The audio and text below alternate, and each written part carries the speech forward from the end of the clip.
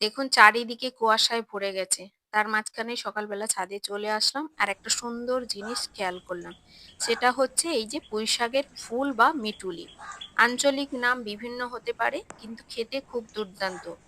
এটা সবসময় অল্প পরিমাণে খেতে হয়। আর যদি তরকারি বানিয়ে খেতে পারেন ভীষণ ভালো লাগে। প্রত্যেকটা ফুলই দেখুন কত সুন্দর ম্যাচিওর হয়ে গেছে। আর যে ফুলগুলো অনেকটা বেশি ম্যাচিওর হয়ে পেকে যায় সেগুলো যদি রেখে দেওয়া যায়, পরে আমরা সেখান থেকে চারাও তৈরি করে নিতে পারবো। আর এই গাছটাকে একদম বর্ষাকালে আমরা খাওয়ার পরে কিছু ডগা সেখান থেকে রেখে দিয়েছিলাম। গাছের মূলটাও থেকে গেছিল। সাইড থেকে পরে কিছু ছোট, ছোট ডালা বেরিয়েছিল আর সেখানে থেকে এখন প্রচুর পরিমাণ ফুল হয়ে গেছে। আর এতদিন আমরা খেয়াল করিনি, দেখতেই পাচ্ছেন পুরো লাউ গাছের ডগা ওর মধ্যে পুরো চেপে গেছে। যেহেতু পুঁই শাকটা পুরো মাচার উপরে তোলা ছিল, ভেতরে, ভেতরে অনেকটা পরিমাণ মিঠুলি হয়েছে। তো ভাবলাম আজকে সেটা তুলে নিই। আর এটা তুলে নিয়ে আজকে রান্না করব।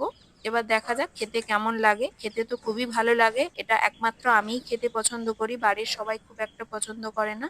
তবে একবার খেয়ে দেখতে পারেন, ভীষণ ভালো লাগে। সব্বাইকে শুভ সন্ধ্যার অনেক অনেক শুভেচ্ছা।